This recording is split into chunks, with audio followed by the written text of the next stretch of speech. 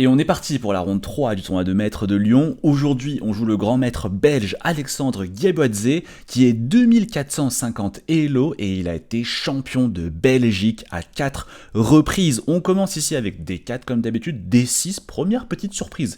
Je développe le cavalier, lui E6, C4, G6, KE, C3 et ici je m'attends au coup fou G7 et finalement on transpose ici dans la fameuse Est-Indienne. Sauf que là, Alexandre, il prend sa main et joue fou F5. C'est une ligne qui est assez ancienne et qui est souvent jouée par des grands maîtres expérimentés pour essayer d'éviter la théorie. Mais j'avais quand même travaillé un petit peu cette ligne, j'avais des souvenirs, je joue ici Dame B3, souvent un bon coup pour profiter de ce fou qui sort un peu trop tôt parce que le pion B7 il est un peu faible. Et là, il joue ici B6. Et là, je connais en fait cette ouverture, je joue H3, un coup qui a l'air un peu bizarre, mais l'idée c'est de jouer G4 pour virer ce fou F5 et ensuite mettre le fou sur la grande diagonale. Et comme vous voyez, il a joué B6, il y a un petit peu ici la grande diagonale qui est un peu ouverte, sa tour en A8 qui pourrait devenir faible. Il joue ici fou G7, développe ses pièces, je joue G4, je vire. Ce fou F5, il joue fou D7, et maintenant fou G2, je place mon fou sur la grande diagonale, et j'ai un vis-à-vis ici avec la tour A8. Bon, ici Alexandre joue cavalier C6, et là je dois faire attention. Je dois faire attention parce qu'il y a des histoires de cavalier A5 et il va potentiellement attaquer ma dame et en même temps mon pion C4. Donc ici je préfère partir en prévention, je joue dame D1, il joue petit roc mais son roi en sécurité, moi aussi, et il enchaîne avec tour E8 pour préparer la poussée E5 du pion au centre. Bon, là je sais pas trop quoi faire, je vous avoue, j'ai joué un coup moi-même, je sais plus trop pourquoi je l'ai joué, j'ai joué le coup ici, tour B1. Bon, c'est quand même un coup un peu utile parce que par exemple, si je joue cavalier A5, ça attaque le pion C4, j'ai envie de jouer B3, mais avec la tour en A1, c'est un peu dans le viseur du fou G7. Bon, donc ça peut être utile, tour B1. C'est l'un des meilleurs coups de l'ordinateur, mais bon, je vous avoue que c'est peut-être un peu trop subtil. Bon, ici il joue dame C8, ça par contre c'est pas subtil du tout. Je le vois arriver, notre ami Alexandre. Regardez-moi cette batterie fou et dame qui tape comme ça sur le pion G4 et H3. Son idée elle est claire. Il veut enchaîner ici avec H5, mettre énormément de pression sur le pion G4 pour m'inciter éventuellement à avancer mon pion. Et si j'avance mon pion, après j'ai le pion H3 qui est un peu faible. Bon, je vois qu'il veut faire ça. Et je commence à me dire, ok, le problème c'est comment je gère ce H5. Et là je commence à me dire, ok, peut-être que sur H5, je pourrais défendre avec cavalier H2. Mais je suis pas trop sûr. Mais je commence à imaginer une situation où j'aurais éventuellement E3, un peu pour consolider mon centre, vu que le cavalier va partir sur le bord. Et je me dis, ok, si jamais il joue H5, je joue cavalier H2. Et je défends ici finalement 3 fois mon pion G4. Alors là, on pourrait se dire, ouais, mais Julien, il l'attaque 4 fois quand même, ton pion ici en G4, donc t'as pas assez de défenseurs. Mais mon idée, en fait, c'est que il peut pas vraiment prendre. Pourquoi? Parce que s'il prend, je prends. Et en fait, s'il prend du cavalier, là, je fais fou prend C6 intermédiaire. Et du coup, le fou doit reprendre en C6, et moi, maintenant, je peux récupérer ici en G4 et j'ai gagné une pièce. Et s'il prend du fou en G4, bah, je prends du cavalier, il va reprendre d'une pièce, et il y a encore une fois le C6 qui est en l'air.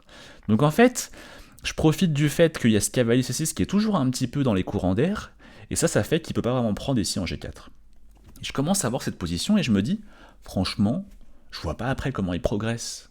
Parce que D5 c'est jamais possible, je contrôle beaucoup trop de fois la case D5, et la poussée E5 c'est jamais très bon, parce que s'il joue E5, je vais jouer D5 et je vais prendre tout le centre. Et je me dis, bon, franchement, je vois vraiment pas de progrès pour lui, je pense que j'ai un très bon avantage ici. Ok. Donc là je suis super content et je me dis, ok, si on joue E3, jouons vite, on a des problèmes de temps depuis longtemps, donc là on joue vite, je joue E3 en 3 minutes, et là je vois Alexandre, il réfléchit rapidement, mais il a l'air vachement convaincu, il prend sa main et joue H5. Moi je me dis, bon bah il a pas tout vu, je joue cavalier H2. Et là encore une fois, il joue super vite H prend G4, je fais H prend G4, et encore une fois, super vite, je joue ici E5.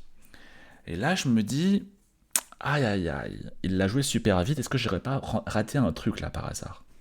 En fait, je me rends compte que, bien sûr, moi j'ai pas envie de prendre, parce que vous voyez, ça reviendrait à changer mon pion central contre le pion D6, c'est pas ce que je veux.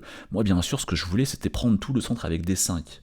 Mais tout d'un coup, je commence à me rendre compte que, ah mais mince, si je joue D5, Il y a cavalier A5. Et là, j'ai un gros souci.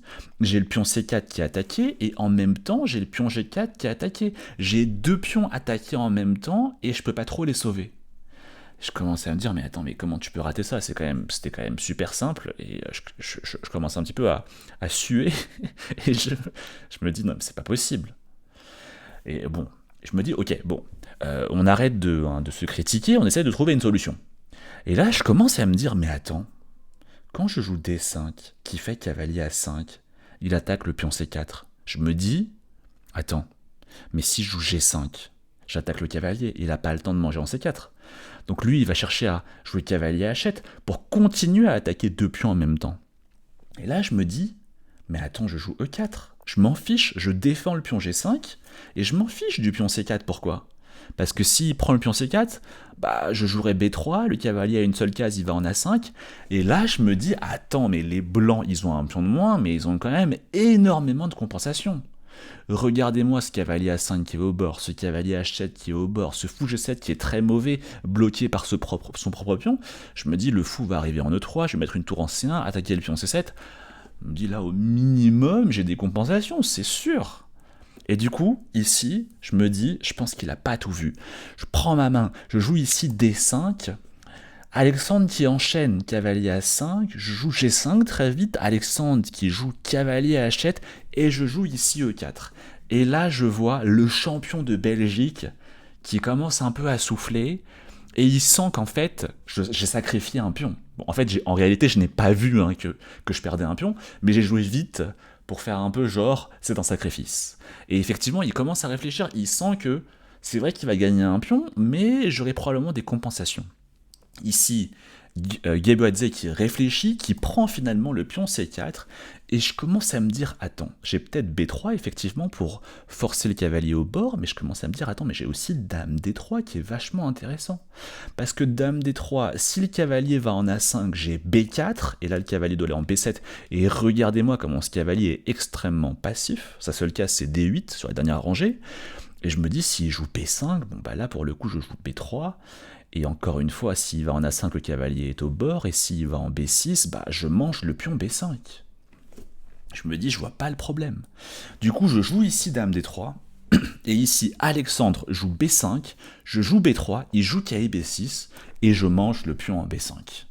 Et là, je me dis, je comprends pas. Je comprends pas, j'ai récupéré mon pion, je vais jouer fou E3, je vais jouer tour C1, attaquer le pion C7, il est vachement mal.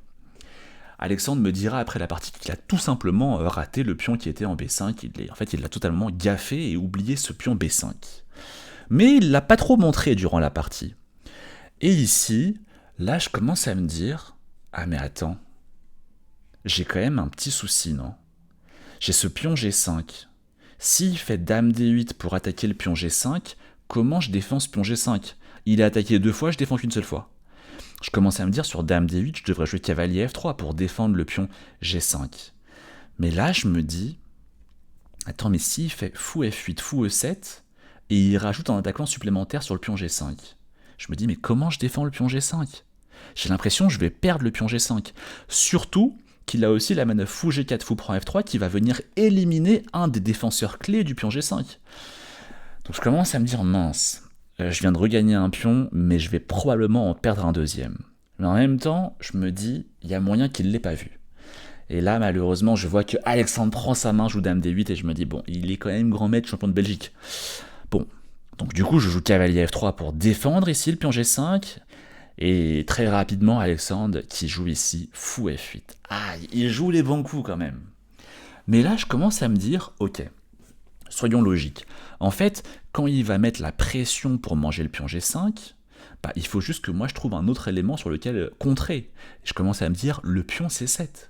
Et là je me dis, attends, si je joue fou E3, il fait son fou E7. Et si maintenant je mets une tour en C1, bah, il va venir manger par exemple le pion ici en G5, mais le problème qu'il peut y avoir au bout d'un moment, c'est que bah, moi aussi je vais récupérer le pion C7. Et je commence à me dire, ça va en fait ma position, c'est tout à fait acceptable. Il va attaquer G5, mais moi je vais contrer sur C7. Et donc finalement je vais venir récupérer un petit peu le pion de moins que j'aurai temporairement. Donc là, je suis super confiant, je joue ici fou E3. On est au 22e coup, j'ai pas beaucoup de temps à la pendule, peut-être une vingtaine de minutes pour jouer 18 coups, avant qu'on me rajoute 30 minutes à la pendule. Et là, je vois Alexandre, il prend sa main et il joue ici un coup qui me choque totalement. Il joue cavalier, prend des 5. Aïe, aïe, aïe, aïe, aïe, aïe, aïe. J'ai totalement manqué ce coup. Sacrifice de pièces, mais en fait, il va gagner un pion. Pourquoi? Parce que si je fais E prend des 5, il fait E4, fourchette, et il récupère le cavalier F3. Aïe, aïe, aïe. Et si je fais dame prend des 5, C6, fourchette, et il va venir récupérer le cavalier B5, et dans l'histoire, il aura gagné un pion. Ah, là, je comprends que je vais passer un sale quart d'heure. J'ai pas vraiment le choix. Ici, je joue dame prend D5, il joue C6, fourchette. Je recule ma dame et il joue C prend B5. Dans l'histoire, j'ai perdu un pion. Et j'ai l'impression, malheureusement, que je vais aussi perdre le suivant, le pion en G5. Un petit peu catastrophique, hein. Cette partie, pour l'instant, je me dis que je dois ici trouver du contre-jeu sur la colonne C. Je joue tour FC1 et je joue fou E7. Et tour C2, j'essaye de doubler éventuellement pour pouvoir rentrer ensuite colonne C. Là, il joue fou G4. Comme je vous l'ai dit, malheureusement, hein, ici c'est attaqué 3 fois, défendu 3 fois, mais il a cette manœuvre fou G4 qui permet d'éliminer l'un des défenseurs du pion G5, et il va finir par récupérer ici le pion G5. Bon, mais je me dis, ok, le fou il est parti, donc il contrôle plus la case ici C6, donc je peux peut-être m'infiltrer en C6, comme ça le temps qu'il mange G5, moi je vais manger le pion D6. Ici Alexandre joue fou prend F3, il élimine le défenseur du pion G5, et finalement il capture ici en G5, ce qui me permet moi de capturer en D6, vu que le fou ne défend plus la tour, le pion D6, mais ici fou prend E3, très très joli coup de la part de Gyabadze. Si je prends, le problème c'est que la tour n'est pas défendue, dame prend D6, je perds une tour. Si je prends du pion, le problème c'est que la dame ne contrôle plus la case G5 et la dame débarque, et ça c'est quand même assez dangereux pour mon roi. Je n'ai pas le choix, je dois jouer tour prend D8, il prend ma dame, et finalement ça fait cet échange de dames. On rentre dans cette finale qui est assez désagréable pour moi. Je le sens, pourquoi? Parce que j'ai un pion de moins et parce que son cavalier va débarquer sur la magnifique case D4 où je pourrai jamais le déloger. Cavalier G5, attaque le fou F3, je joue ici roi G2, tour AD8, tour BD1, et je commence à me dire, ah mais cette finale c'est horrible à défendre, j'y crois plus trop, cavalier E6, fou G4, tour prend D2, tour prend D2, cavalier D4. Sauf que là, je commence à regarder la position et je me dis, attends, c'est quand même pas si simple pour lui, hein.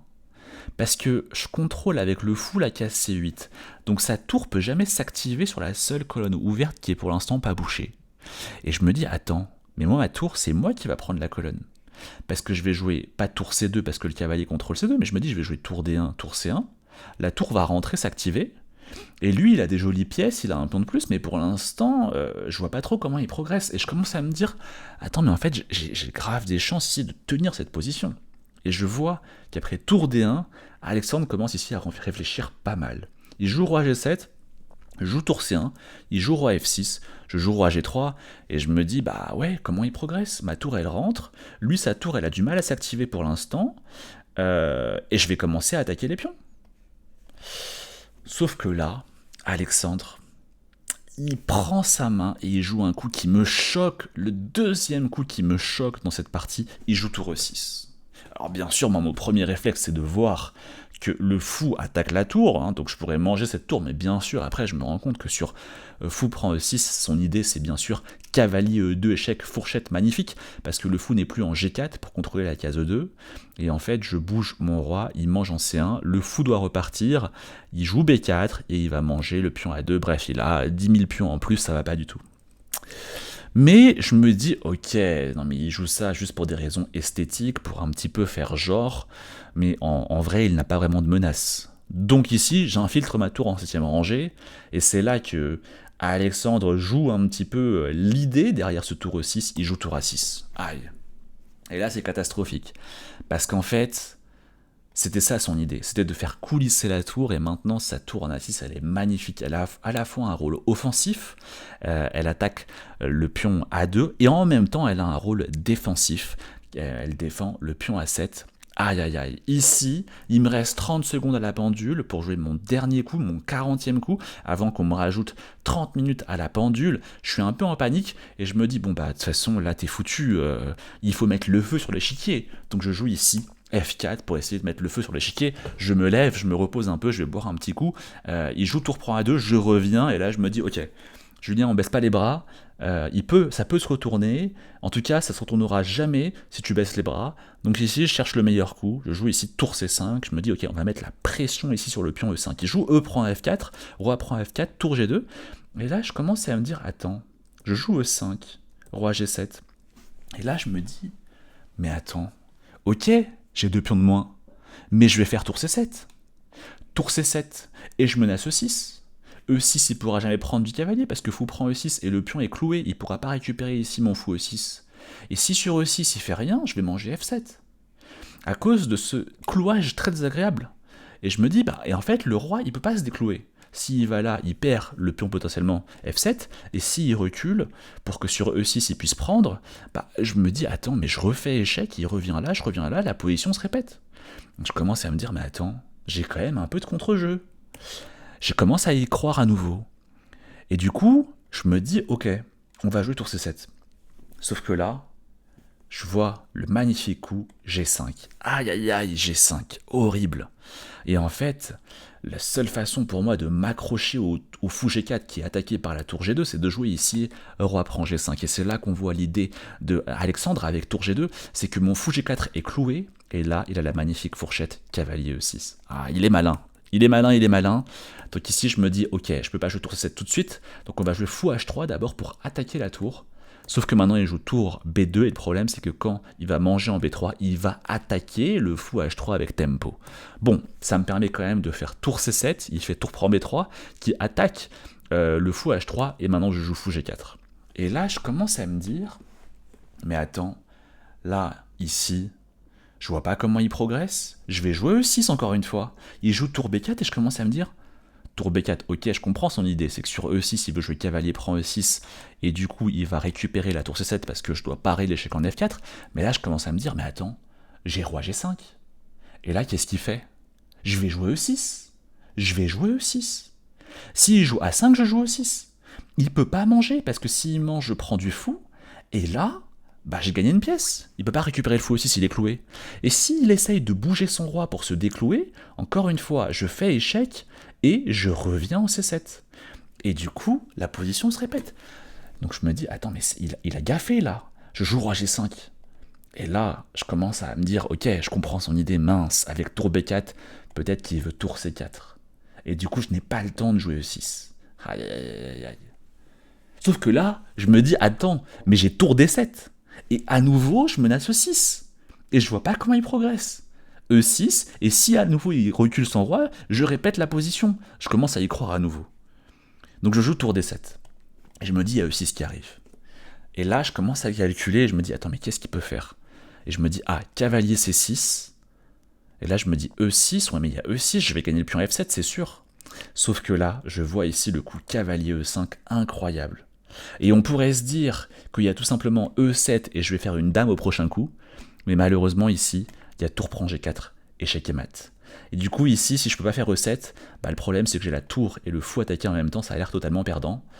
Donc je me dis, bon, malheureusement il y a peut-être ça, mais je me dis, il y a moyen qu'il le voit pas. Je joue tour D7, et là, Alexandre qui prend sa main et qui joue ici cavalier C6, je joue E6, il joue cavalier E5. Malheureusement, je comprends que c'est foutu. Ici, j'abandonne, défaite à la ronde 3 de Lyon.